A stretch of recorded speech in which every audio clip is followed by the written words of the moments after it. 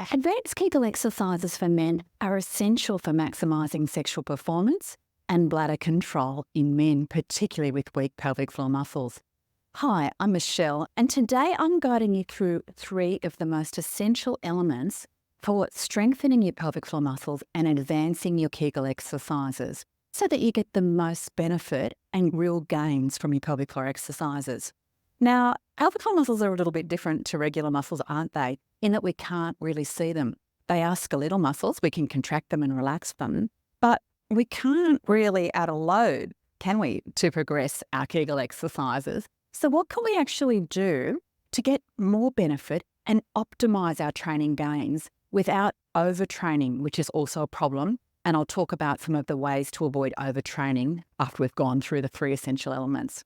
Now, the first thing that you can do is think about your position.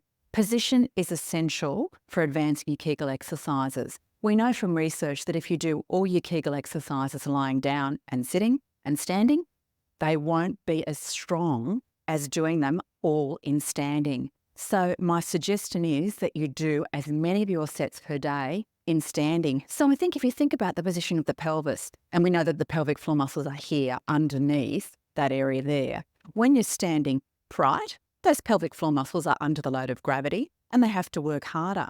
So if you're lying down and do your exercises in that position, lying on your back, they'll be stronger for that position, but that won't necessarily transfer to standing upright, particularly for bladder control.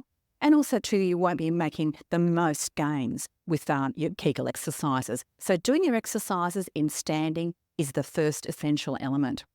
The second critical point is to increase your strength and your intensity of your exercises. Now, how do you do this with Kegel exercises? There's two ways we can do this. The first way is doing power Kegels.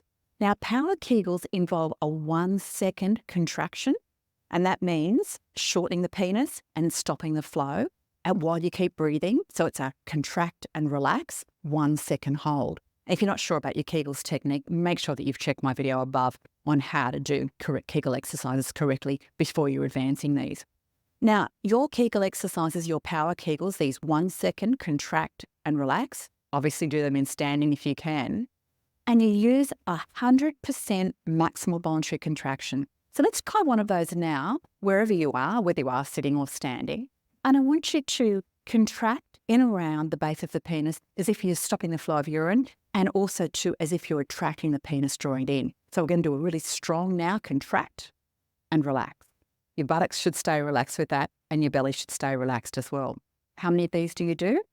You do 10 1 second holds, and you do those 6 times a day. That is the optimum amount. You're not going to gain any extra benefit from doing more than that, and that's what you really want to work up to. And in terms of the research, we know that is the optimal amount of these power Kegel exercises to do. So it's 60 in total, 1 second on, 1 second relax. Make sure you relax completely between each exercise. And I would spread those 10 exercises out during the course of the day, particularly doing them in the morning when you're fresh, ready to exercise, rather than the end of the day when the pelvic floor muscles have been under load all day and might be a little bit fatigued.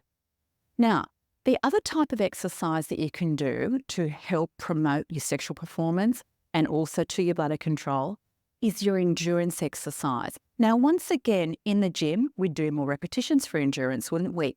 What we now know is that with Kegel exercises for men, traditionally we've been prescribing them according to how many we'd give to women, which is 30 Kegel exercises approximately a day. We now know that men need more exercises per day to actually make their most strength gains and make their maximum endurance gains as well. And the number of exercises to do is, again, up to 10 second holds and doing 10 of these in a row and doing them 6 times a day. So that's 60 exercises. That's in fact double what we were previously recommending. And again, this has been borne out in the literature. So how do you do these longer endurance exercises? It's the same technique that I've already talked about. What you are doing is you're tightening as if to stop the flow of urine. And you're also then doing that contraction as if you're retracting the penis, drawing it in, and you hold it. You hold that contraction, you keep breathing, keep holding, keep breathing, keep holding.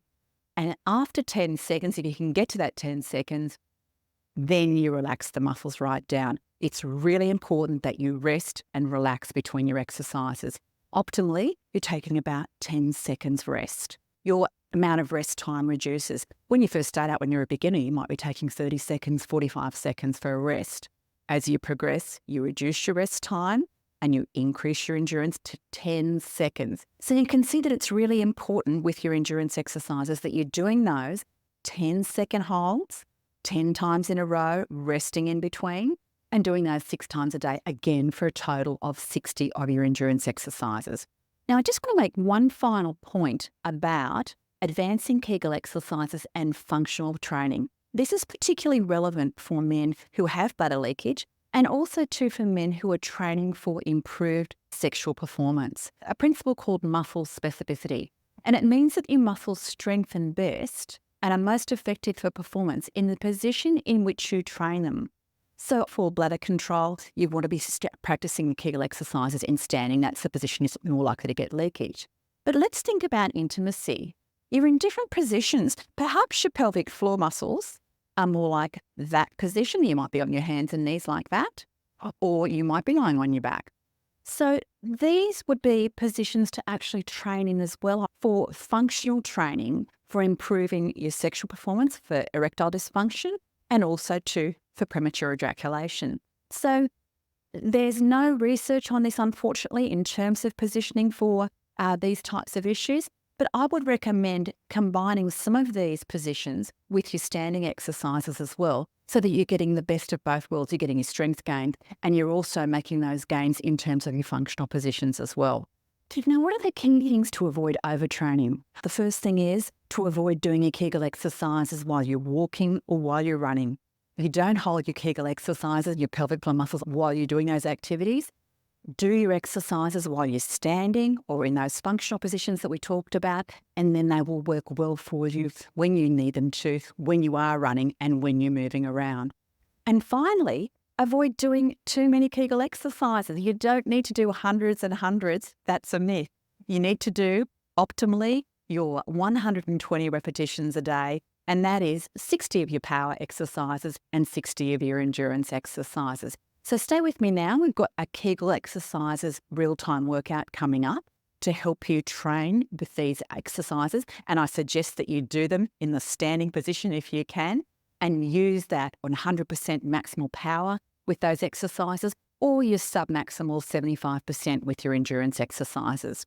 So thanks so much for watching today. I hope you've benefited from these advanced exercises. Please let me know in the comments below, and I look forward to seeing you in the next Kegels exercise video. Goodbye for now.